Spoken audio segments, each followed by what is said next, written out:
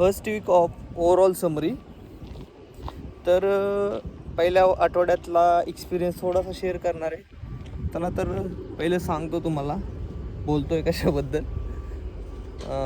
आपला intermediate फास्टिंगचा programme चालू आहे, तर त्याच्याबद्दल बोलत आहे मी. आज व्हिडिओ काढण्याचं असं रिझन की एक फर्स्ट वीकचा रिव्ह्यू देतो आहे. कशाबद्दल ते पण सांगतो. तर आपण डाएट प्लॅन चालू ठेवलेला आहे आणि तो जसं की मी बोलत होतो तसं शिद्दतने चालू आहे, न विसरता करतो आहे आपण. तर त्याच्यामध्ये बेस्ट एक्सपिरियन्स आहे. सुरुवातीला 3-4 दिवस थोडासा त्रास होतो, म्हणजे संध्याकाळी 6 नंतर जेवल्यानंतर आपल्याला सवय नसते तर भूक लागते, पण ते नंतर एवढं काय फील नाही होणार. नंतर तुम्हाला 3-4 दिवसानंतर एवढं काय फील नाही होणार आहे. तुम्हाला शेड्यूल पण सांगणार आहे, पण व्हिडिओच्या एंडमध्ये. कोणाच्या जे नवीन असतील त्यांच्यासाठी असेल आहे. आणि एक गुड न्यूज आहे, माझ्यासोबत माझे काही मित्र पण जोडले गेलेले आहेत. त्यांना ह्या प्लॅनबद्दल थोडीशी क्युरियोसिटी वाटली आणि डाएट सगळे डाएट प्लॅन करतात आणि कोणाला क्लॅरिटी नसते. तर हा एक बेसिक डाएट प्लॅन आहे. जुने लोक याला फॉलो करायचे. 6च्या अगोदर जेवण करणे, म्हणजे सूर्यमावळीच्या अगोदर जेवण करणे वगैरे, हे एक जुने लोकांनी फॉलो केलेली गोष्ट आहे आणि तीच मी अनुभवतो आहे आता.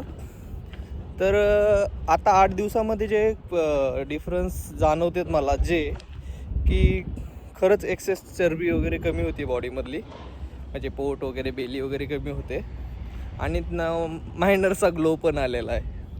तुम्हाला दिसल वगैरे नाही माहीत नाही, पण मायनरचा आहे ग्लो.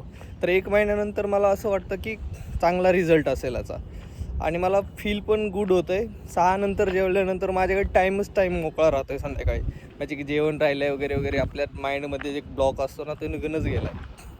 आणि लवकर झोप येण्याचं प्रकार पण चालू झालेला आहे, म्हणजे जे की आपण 12-1 वाजायचे झोप यायला, तर ते 10, 10:30, 11 वाजेपर्यंत झोप येण्याचं प्रकार चालू झालेला आहे. तर बेस्ट एक्सपिरियन्स आहे. आणि शेड्यूल पुन्हा एकदा ऐकवतो. आपल्याला सकाळी 10ला नाश्ता करायचा आहे, म्हणजे ब्रेकफास्ट करायचा आहे. दुपारी 12, 12:30 किंवा 1 या दरम्यान तुमच्या भुकेच्या अंदाजाने जेवण करायचं आहे, म्हणजे लंच करायचं आहे. आणि संध्याकाळी 6:30च्या अगोदर डिनर करायचा आहे. हलकासा केला तरी चालेल.